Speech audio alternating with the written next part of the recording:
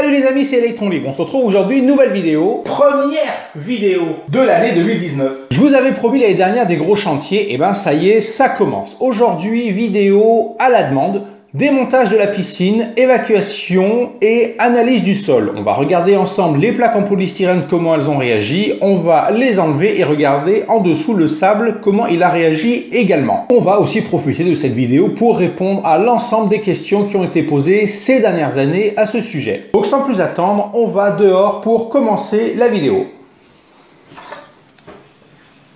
On se retrouve dans le jardin, dans la zone piscine. Première question qui revient le plus souvent sur la chaîne YouTube. Quelle est l'espérance de vie d'une piscine tubulaire Intex? La mienne, qui est donc une 3,66 m par 99 cm, a donc aujourd'hui 8 ans.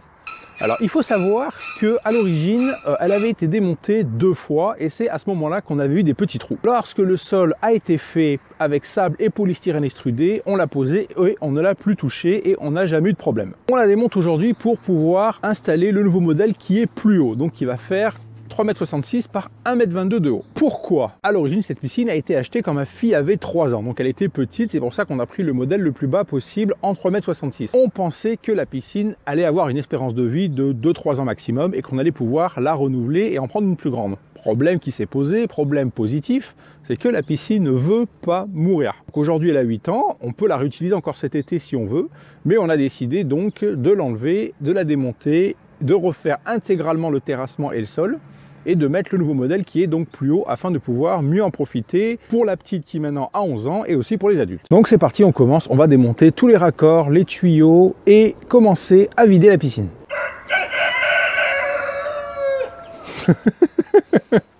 La campagne, hein. On va commencer par démonter les câbles d'alignement des tuyaux qui étaient à l'origine, je rappelle, un simple fil électrique. On va démonter les tuyaux.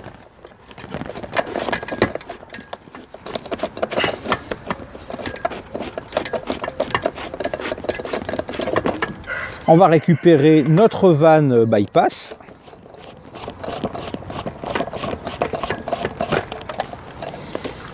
On va se récupérer nos adaptateurs. Ah, ça rase. On va récupérer notre système de courant tourbillon. Voilà, et on y va, on va vidanger la piscine.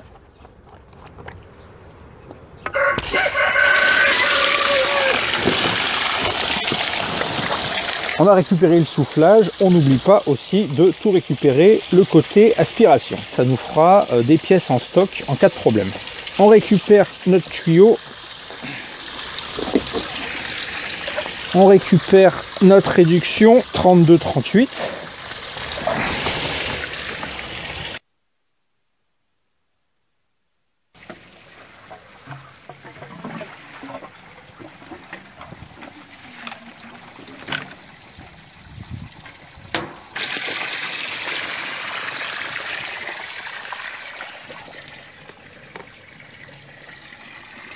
Deuxième question qui revient très régulièrement au sujet des points de rouille qui se forment au niveau des jonctions des T de la tubulure. Ces fameux points de rouille donc, qui se trouvent ici au niveau de la jonction. Parce que quand vous vous baignez, la tubulure bouge et donc le frottement de cette partie sur celle-là enlève un petit peu la peinture et vous forme des petits points de rouille. Donc il y en a quasiment à chaque jonction. Donc il y en a ici, il y en a là, ici, et comme ça un petit peu partout à chaque jonction entre le T et la tubulure. Il n'y a pas d'inquiétude à avoir. Ces petits points de rouille sont tout à fait normaux. C'est donc la friction entre ces deux parties-là quand vous vous baignez et que la tubulure se déforme dû aux vagues que ça produit qui enlève donc la peinture et crée ces petits points de rouille. Mais il n'y a aucun problème et aucun souci à se faire. Ça n'abîme en rien votre piscine. La preuve, c'est que celle-là a 8 ans. Elle est encore potable. On peut encore l'utiliser, je pense, au moins 3 ans. Et ça n'a influencé aucunement sur l'utilisation de ce modèle. On n'oublie pas de récupérer l'invention de notre ami FRC59, donc le tuyau d'arrosage qui fait le tour et qui empêche toutes les brindilles et les petites merdouilles d'aller là-bas dessous et de créer des trous dans notre liner. Il faut savoir que ça a été l'une des meilleures idées de la chaîne transmise par un abonné. C'est ce qui a fait aussi, je pense, la longévité de mon modèle, qui a maintenant plus de 8 ans. Donc à récupérer et à réutiliser quand on va remonter la nouvelle, parce que la nouvelle a exactement le même diamètre, c'est juste qu'elle est plus haute. C'est au moment du démontage qu'on constate réellement l'efficacité de cette super idée. C'est qu'il n'y a aucune brindille et aucune merdouille coincée là-bas dessous. L'idée de FRC 59, le tuyau d'arrosage, remplit son rôle parfaitement. Il n'y a rien qui passe et qui endommage notre liner. Maintenant que la piscine s'est totalement vidée, on va pouvoir commencer au démontage et à l'évacuation.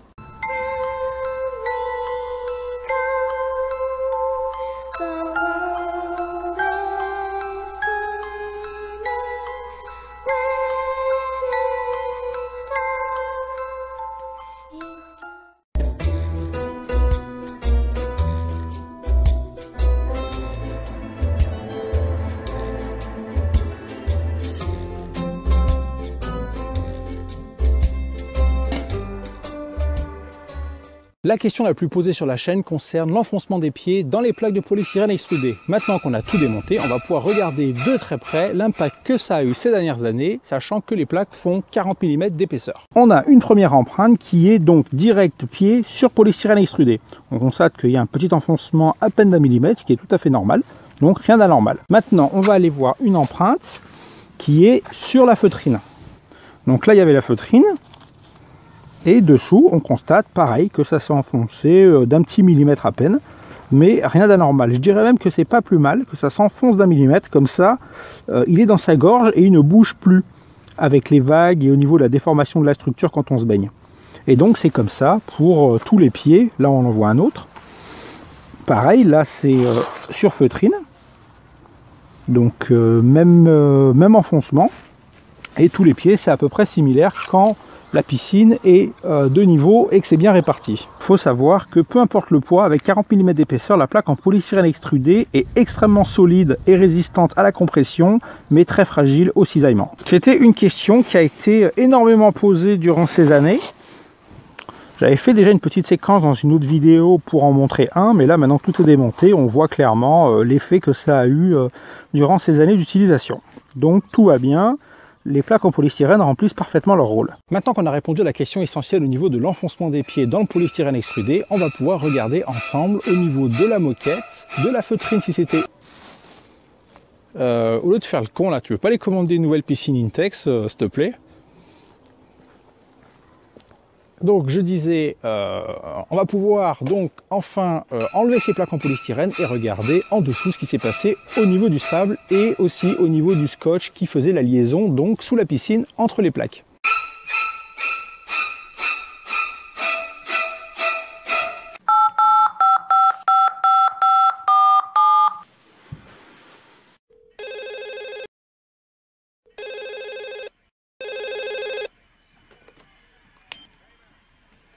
Yo. Hello, shorty. What's up? What's up? What the? Who's that? Yo, pick up the phone. What's up? What's up? Yo, Duque, pick up the phone. Yo. What's up?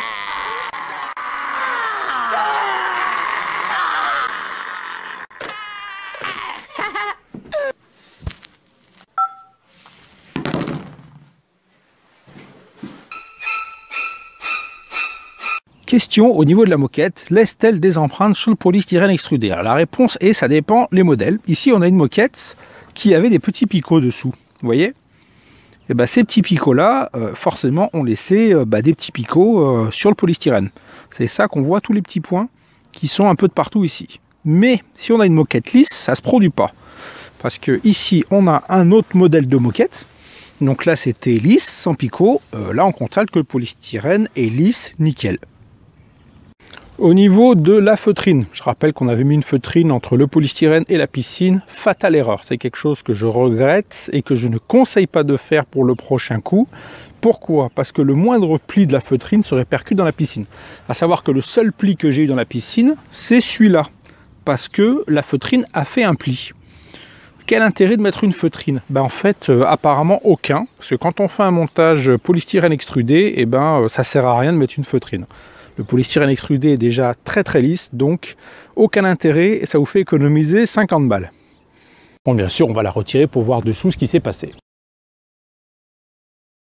Une question concernant le polystyrène extrudé. Le polystyrène peut-il moisir ou pourrir? Il faut savoir que le polystyrène est un putricide. Vous pouvez prendre une plaque et la mettre en pleine mer, revenir 30 ans plus tard, elle aura quasiment pas bougé. C'est un matériau qui ne pourrit pas, donc vous inquiétez pas quand c'est sous la piscine, même s'il y a des infiltrations d'eau ou de la pluie et de l'humidité, ce sera toujours nickel. La preuve en est, ici, on a quelque chose de parfait. On va faire un petit zoom. Là, on a quelque chose de relativement propre.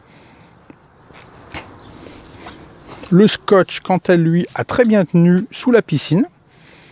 Aux endroits où c'était sous la moquette, il s'est barré tout seul. Mais sous la piscine, il n'a pas bougé. Donc, d'où l'importance de très bien faire la jonction des plaques et de bien mettre le scotch comme il faut pour pas que ça fasse de ligne et pour pas que ça fasse un pli au niveau de la piscine quand elle va se remplir. Moment tant attendu, on va enlever le scotch et retirer les plaques de polystyrène extrudé pour voir dessous ce qui s'est passé.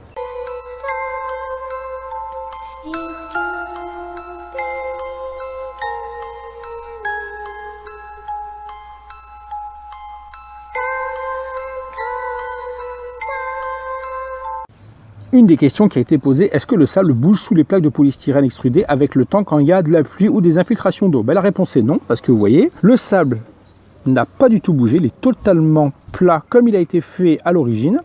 Les plaques en polystyrène dessous, donc ça c'est la partie qui était contre le sable, n'ont pas pourri non plus. Là ici on en a deux, on en a une, ça c'était côté piscine, on voit la marque du cercle avec le tuyau d'arrosage de FRC 59, et ça c'est la partie dessous contre le sable. Donc on voit que tout va bien. Rien n'a bougé, les bordures ont bien rempli leur rôle de maintenir le sable pour pas qu'il se barre. Donc les bordures ou un cadre en bois, c'est à vous de voir.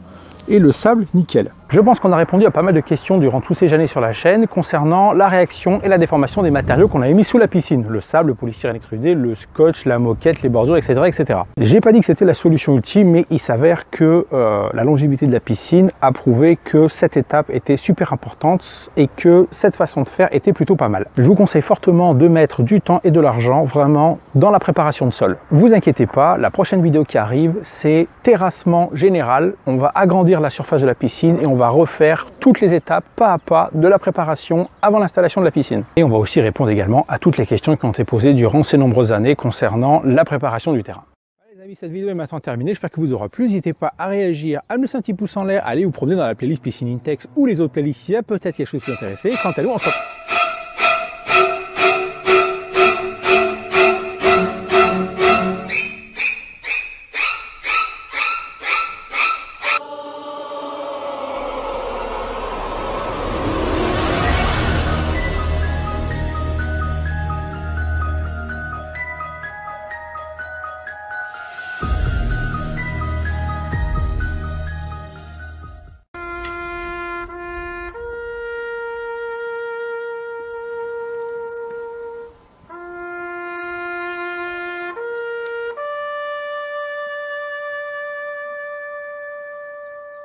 Ha ha ha ha ha!